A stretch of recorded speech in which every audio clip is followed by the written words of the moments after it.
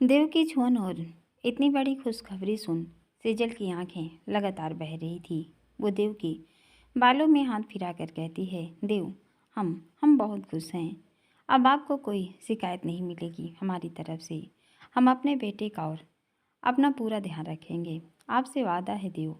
अब आपकी जान और आपका अंश हॉस्पिटल में तभी अपने कदम रखेंगे जब हमारा बेबी दुनिया में आएगा।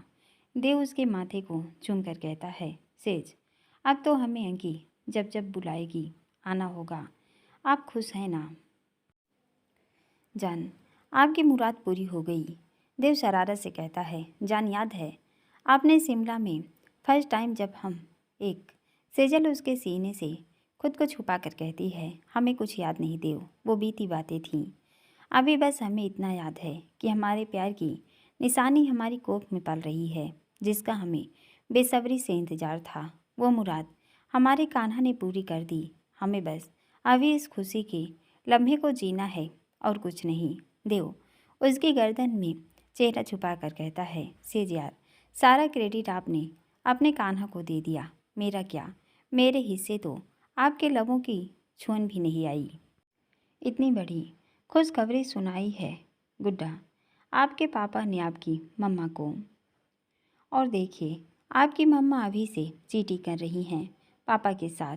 देव उसके एयरलो पर अपने होठों को रख फुसफुसाते हुए कहता है, जान, इस खुशखबरी का हकदार मैं भी हूँ। मुझे भी आपकी तरफ से। सेज देव की छुअन से कसमसाते हुए कहती है, देव प्लीज़, हम अभी हॉस्पिटल में, हमें मम्मा पापा रोशनी सबसे मिलना है। बाकी खुशी हम घर चलकर आपके साथ अपने रूम में सेलिब्रेट करेंगे। अब तो हमारी एनिवर्सरी पर डबल धमाका होना चाहिए।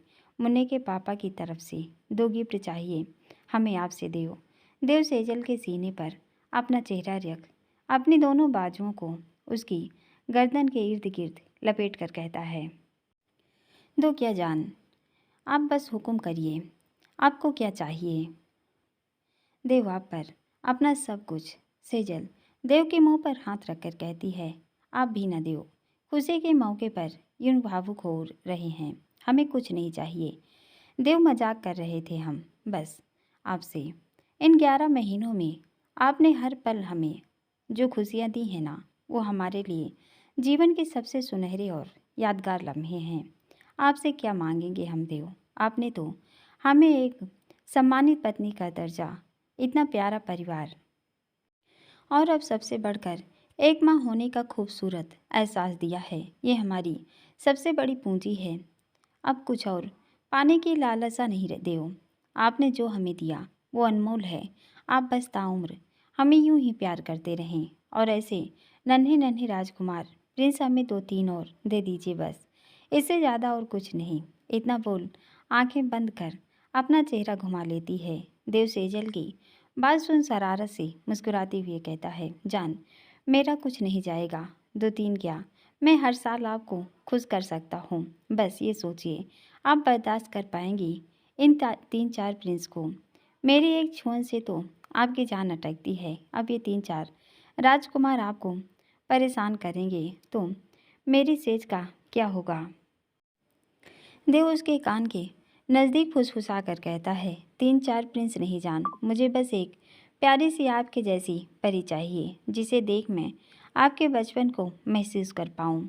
उसकी शरारत, उसकी मुस्कान, उसके नन्हे कदमों की आहट, उसकी हंसी की किलकारियों से हमारा घर गूंज उठे। सच कहूँ सेज, दिल से इच्छा है मुझे बेटी का बाप बनने का सौभाग्य प्राप्त हो। बाकी ये ईश्वर की देन है, बेटी बेटा जो हो बस स्वस्थ, अच्छी किस्मत और लंबी उम्र लेकर पैदा हो, इससे ज़्यादा और कुछ नहीं। समझिए आप। चलिए मैं नीसू को कॉल कर दूँ, सब आपसे मिलने का इंतज़ार कर रहे हैं। अभी तक तो ये न्यूज़ आपके देवर और ननन तक भी पहुंच गई होगी। मैं मम्मा पापा को लेकर आता हूँ। सेजल देव का हाथ पकड़कर कहती है, देव, मम्मी पापा सॉरी। देव उसकी ओर घूम प्यार से कहता है, सेज, पहले आप एक बार सबसे मिल लीजिए और जानिए खुशखबरी मेरी और आपकी जगह अगर मम्मा पापा सुमन मम्मी को बताएं तो अच्छा लगेगा, बाकी की आप जैसा। सेजल प्यार से कहती है, बिल्कुल देव, ये हमसे भी नहीं होगा। मम्मा अपने हिसाब से मम्मी को बता देंगी। देव उसके माथे को चूम कर कहता है, आप रेस्ट करिए, मैं आता हूँ। इतना बोल उसके कमरे से बाहर जाता है। देव के जाते ही सेजल अपने पेट पर हाथ रख आंखें बंद कर लेती है। बेशक उसके माथे और हाथ में चोट लगी थी, दर्द भी था उसे, लेकिन जिस खुशी को पाने के लिए वो बेसब्र थी, आज इस खुशी को सुन उसका चेहरा दमक रहा था। जब से उसे देव ने उसे ये खबर सुनाई, एक अलग ही नूर था सेजल के चेहरे पर। इधर देव ने के आते ही सामने बेंच पर बैठा राजू से घूर कर कहता है, इतनी जल्दी क्यों बाहर आया? 9 महीने बाद तीनों एक साथ निकलते, बेशर्म कहीं का। साले, एक बार सारा प्यार लुटाना ज़रूरी था। हॉस्पिटल में है, कम से कम इस बात का तो लिहाज करता। राज की बात सुन दिशांत की हंसी छूट गई। वहीं उनसे थोड़ा दूर बैठी अंकिता रोशनी के कान में भी जब राज के शब्द पड़े तो वो भी मुस्कुराते हुए सेजल के रूप में चली गई। सेजल रोशनी के जाते ही देव उसके गले में हाथ डाल आंखें टेढ़ा करके कहता है, यार मूड तो नहीं था इतनी जल्दी अपनी जान से अलग होने का, लेकिन मेरी गुड्डा को थकान हो रही थी। उसने कहा, पापा बाकी का प्यार आप रात को मम्मा को करना, अभी हमें सोना है, इसलिए जल्दी आ गया। क्योंकि देव अपनी गुड्डा की बात कभी नहीं टाल सकता। देव की बातें सुन राज दिशांत हैरानी से एक दूसरे को देखते हैं। राज दिशांत को देखकर कहता है, ओए पेटू, कहीं ग्लूकोज की बोतल में खुद का इंतजाम करके तो नहीं रखता तू हॉस्पिटल में, जो इस कमीने ने चख लिया तभी ये बहकी बहकी बातें कर रहा है। दिशांत मुंह बनाकर कहता है, बड़े भाई मैं शरीफ बंदा हूँ, कोई लिटरिया नहीं।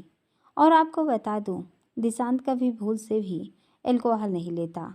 यार भाई आप ना सच में सड़ू हो, सही नाम दिया है भाभी ने आपको, सबकी लंका लगा देते हो। देव भाई लेट आए तो उसमें मैं क्या करूं?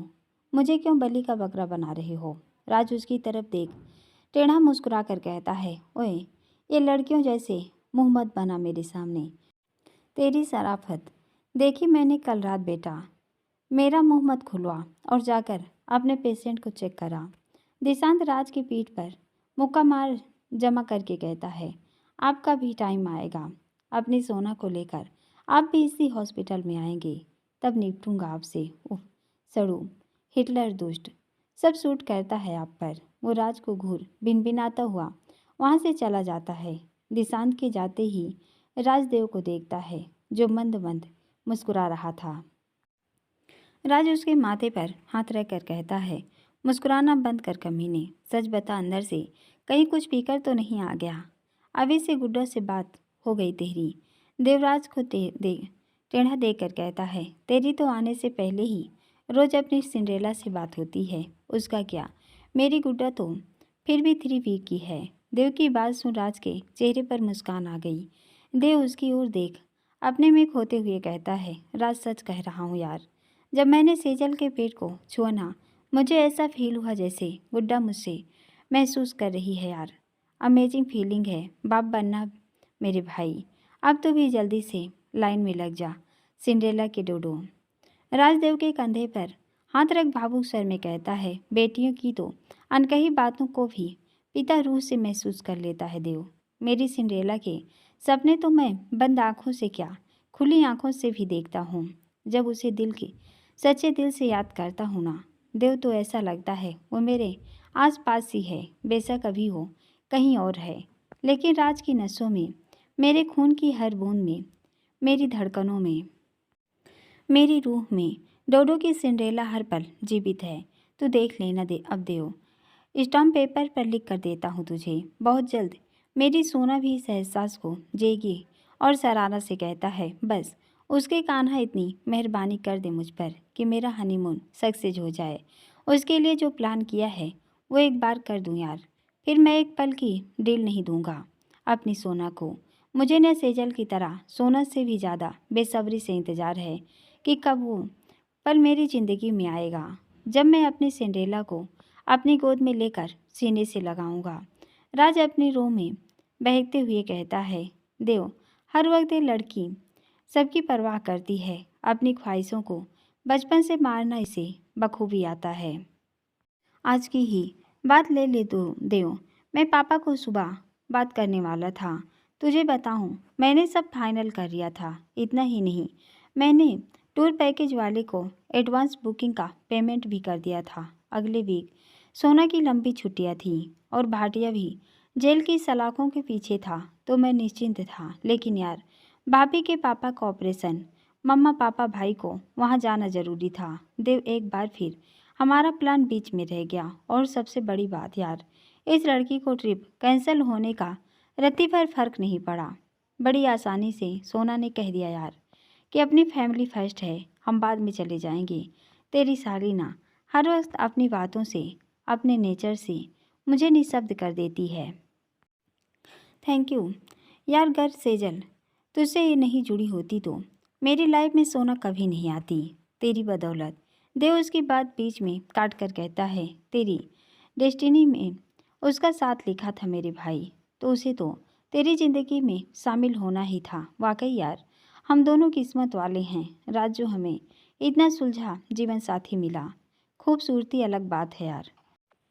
ये दोनों बहनें खूबसूरत से नहीं, सीरत से भी हमसे कहीं गुना बेहतर हैं। सच में पापा की पसंद लाजवाब है। राज, पापा मम्मा अभी तक। राज शरारत से कहता है, दोनों को बड़ी मुश्किल से टाइम मिला है, रहने दे, एक दूसरे के साथ आ जाएंगे। देव गंभीर आवाज़ में कहता है, नहीं राज, बात कुछ और है। मम्मा को मैंने आज से पहले कभी ऐसे नाराज और व्याकुल नहीं देखा। इतनी बड़ी खुशी की बात है, लेकिन वो सेजल से मिलना तो दूर, उसे इतनी चोट लगने पर अकेले छोड़कर चली गई। बात कुछ और है राज। मेरी मम्मा कभी अपने बच्ची को खुशियों को नज़रअंदाज नहीं करती। लगता है पापा और मम्मा के बीच कुछ। राज सख्त लहजे में कहता है, दिमाग पर जोर कम दे, फालतू बातें कर, मूड खराब मत कर। देख लेना, अभी एक दूसरे का हाथ थामे खिलखिलाते हुए आ जाएंगे सलीम और अपनी अनारकली के साथ। तू और मैं बेशक सोना सेजल से नाराज़ हो जाएं, लेकिन दीवान मित्तल अपनी कृष्णा से नाराज़, इम्पॉसिबल। अंकल से तो सच्ची मोहब्बत करना सीखा है मैंने बचपन से। तू और मैं अंकल आंटी की बॉन्डिंग देखकर बड़े हुए हैं। देव, वो हमारे आइडल हैं। उनकी मोहब्बत ताउम्र यूं ही जवान रहेगी। और अगर थोड़ी बहुत नाराज़गी हुई भी होगी दोनों के बीच, तो देखना तू अभी साइट आउट हो जाएगी। चल कैंटीन चलते हैं, सेजल के लिए फ्रेश जूस बनवा कर लाते हैं। निशु भी रास्ते में है, आ जाएगा। इतना बोल राज देव को लेकर कैंटीन में चला जाता है। दूसरी तरफ कृष्णा इतनी बड़ी खुशी को नज़रअंदाज कर वहाँ से चुपचाप निकल हॉस्पिटल के बैक साइड बने गार्डन में कोने की बेंच पर आंखें बंद किए बैठी थी। दीवान जी भी उनके पीछे आकर उसी बेंच पर उनके नज़दीक आकर बैठ गए। जैसे ही उन्होंने अपना हाथ कृष्णा के हाथ पर रखा, कृष्णा की आंखों से आंसू उनके हाथ को भिगोने लगे। जैसे ही कृष्णा के आंसुओं ने दीवान जी के हाथों को स्पर्श किया, वो बेचैन हो उसे खींचकर अपने गले लगा अधीरता से कहते हैं, भरोसा रखो कृष्णा, बच्चों की झोली में जब ईश्वर ने ये खुशी डाली है तो वो हमारे बच्चों को निराश। कृष्णा नम आँखों से कहती हैं, लेकिन गुरुजी की बातें, जब उसे उनका आशीर्वाद मिला तब सेजल प्रेग्नेंट थी। फिर प्रसाद का खत्म होना, उन्होंने ऐसा क्यों कहा?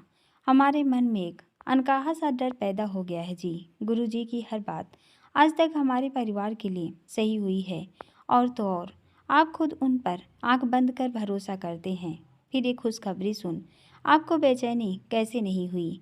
उन्होंने क्या कहा था आपसे कि अभी देव सेजल को इंतज़ार करना होगा? भाभी भाई साहब मजबूत थे जी, जो उस समय वो पीड़ा वो दर्द सह गए। लेकिन इन मेरी सेजल देव के साथ कुछ अनहोनी नहीं, मेरे बच्चे बर्दाश्त नहीं कर पाएंगे। मेरा मन घबरा रहा है जी। बच्चों की खुशियाँ, मेरे बच्चों का अंश। दीवान जी व्याकुल होकर कहते हैं, बस कृष्णा शांत रहिए। आप ऐसे व्याकुल होंगी तो फिर मैं कहाँ जाऊँगा यार। आपके मन में जो बेचैनी है उसका आभास मुझे भी था, लेकिन देखिए मैं अपने बच्चों के सामने कमज़ोर नहीं पड़ा। इस वक्त जो खुशियाँ हैं हमारे बच्चों के जीवन में, उसमें आप खुश होइए कृष्णा। देव हमारा चेहरा पढ़ना जानता है। यदि उसे जरा भी भनक लग गई कि मैं और तुम गुरुजी की बात को लेकर भयभीत हैं तो वो सबसे पहले टूटेगा। हर दिन घुट घुट कर जिएगा। न उस सेजल को खुद सी दे पाएगा, न गर्भ में पल रहे अपने अंश को। आपसे इतना कहूँगा, अभी वर्तमान में ईश्वर ने जो खुशियाँ हमारे बच्चों के दामन में डाला है, अपनी सारी चिंता भुलाकर बच्चों के साथ खड़ी रहो। उनकी खुशियाँ बांटो कृष्णा। ये पल सेजल देव के लिए बहुत अनमोल है। आप जानती हैं ना सेजल की मनोदशा, इसलिए आपसे कह रहा हूँ कृष्णा, संभालिए खुद को।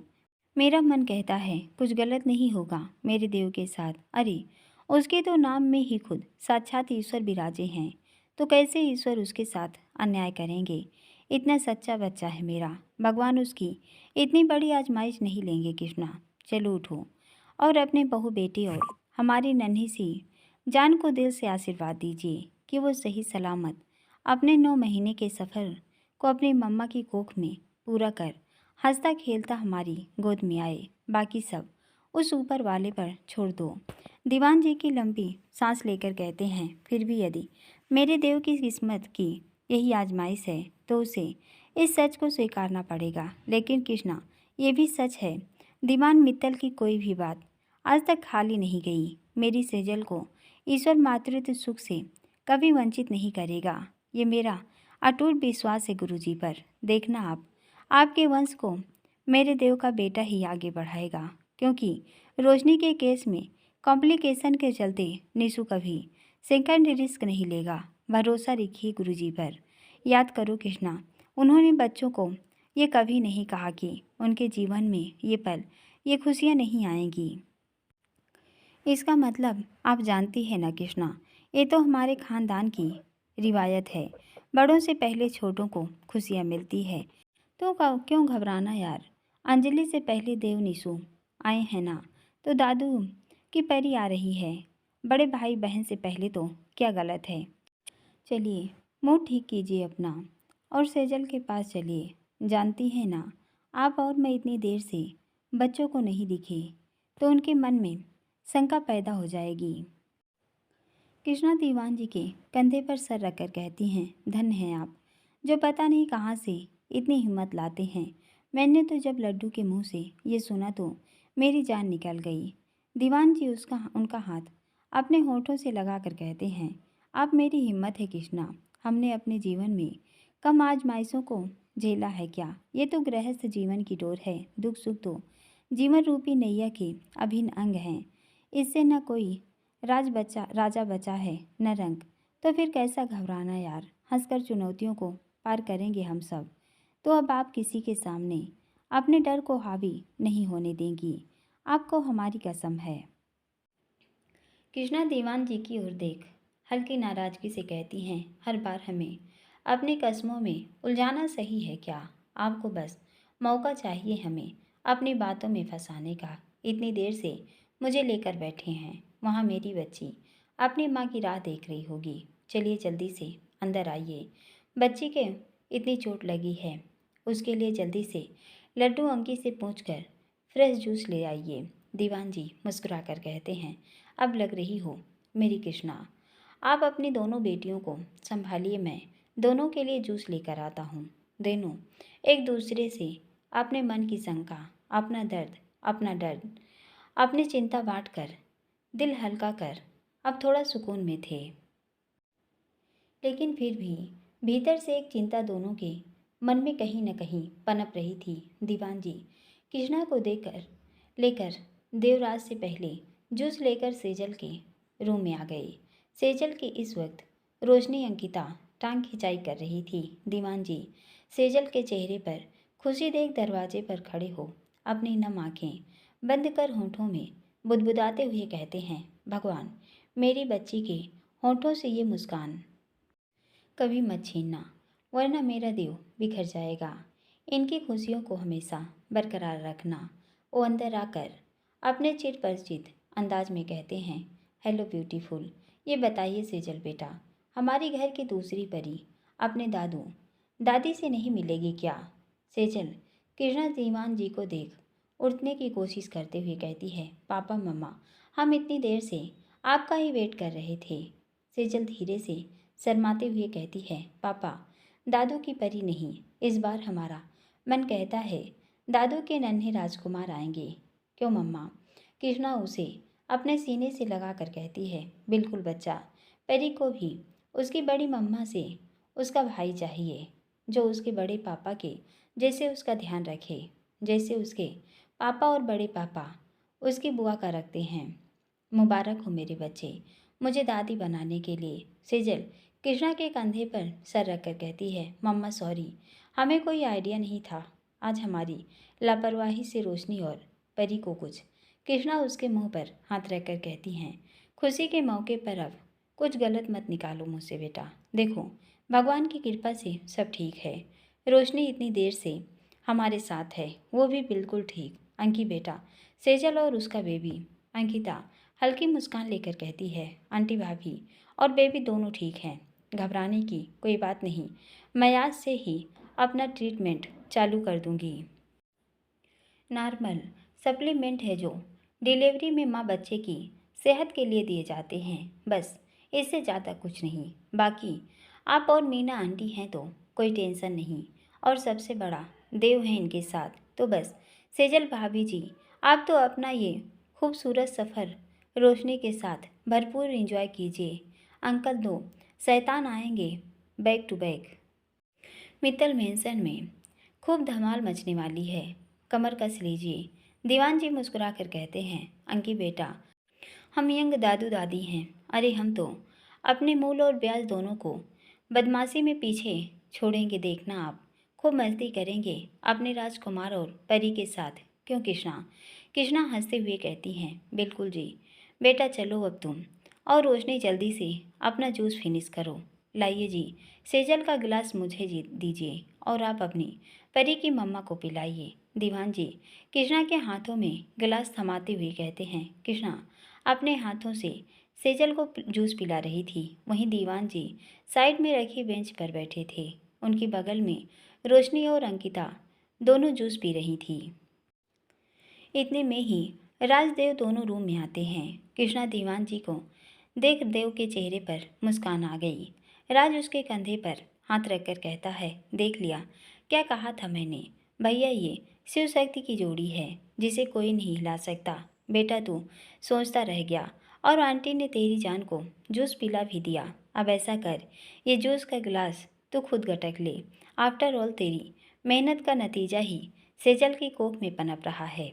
इतना बोल उसकी तरफ आई बिंग करके सेजल के पास चला जाता है। राज की बात सुन देव का मुंह खुला का खुला रह गया। वहीं देव को ऐसे देख दीवान जी कृष्णा की तरफ देखते हैं।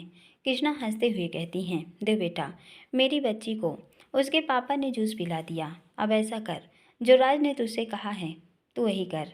बेस्ट करने से अच्छा है तू पी लिए बच्चे।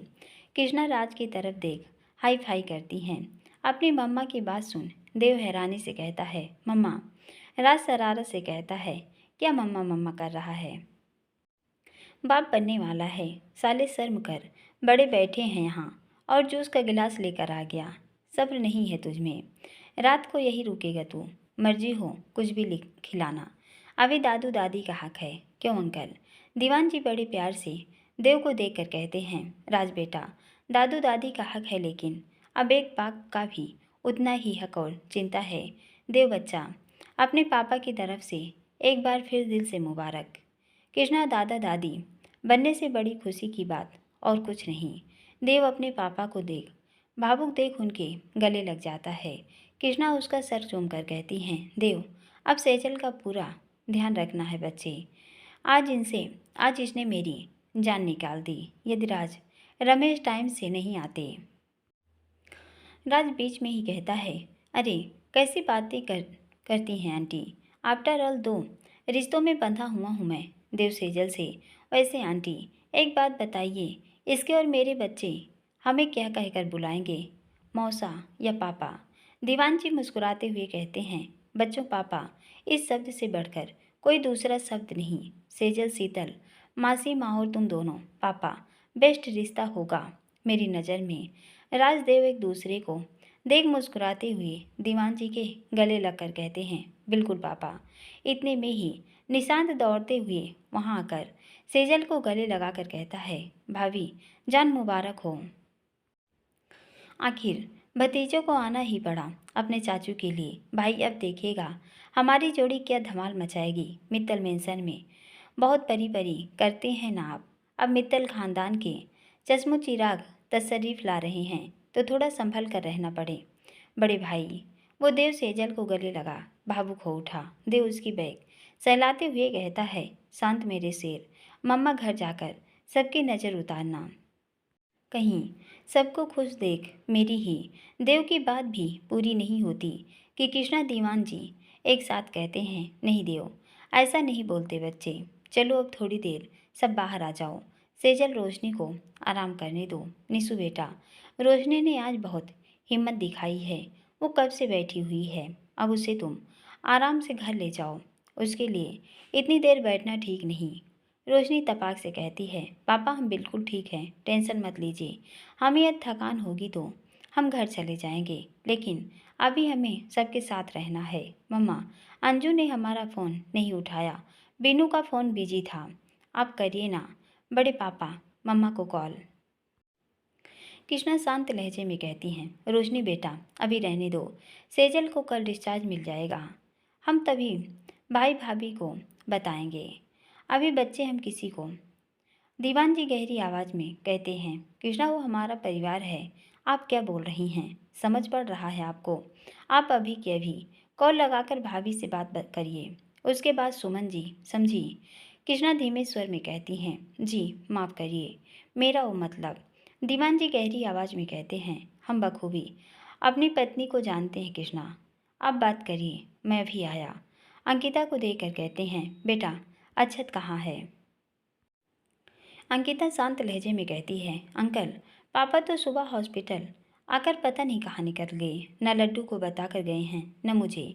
मैंने फ़ोन किया था तो बोला लंच तक आ जाएंगे, ज़रूरी काम है, बस इतना कहकर फ़ोन रख दिया। अब तो शाम होने आई, मैं भी लड्डू के पास जा रही हूँ, शायद उसे कुछ पता हो। दीवान जी लंबी सांस लेकर कहते हैं, तुम आराम से अपनी ड्यूटी करो, मैं देखता हूँ इसे, आजकल बहुत मनमानी हो रही है इसकी। राज बेटा अब तुम भी घर निकलो। शीतल माँ कुशा अकेले हैं, कृष्णा बच्चियों का ध्यान रखिए, मैं आता हूँ। इतना बोल अक्षत के केबिन में चले गए।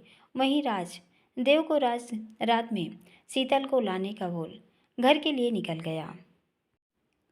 राजदेव से शाम को डिनर के बाद शीतल के साथ आने का बोल घर के लिए निकल जाता है। वहीं दीवान जी भी सेजल के रूम से निकल अक्षत के कमरे की तरफ बढ़ गए। इधर अंकिता भी सेजल देव को मेडिसिन का पर्चा देकर राउंड पर निकल गई। दूसरी तरफ कृष्णा ने भी रोशनी को जबरदस्ती निशांत के साथ घर भेज दिया। इस वक्त वो सेजल के पास अकेली बैठी थी।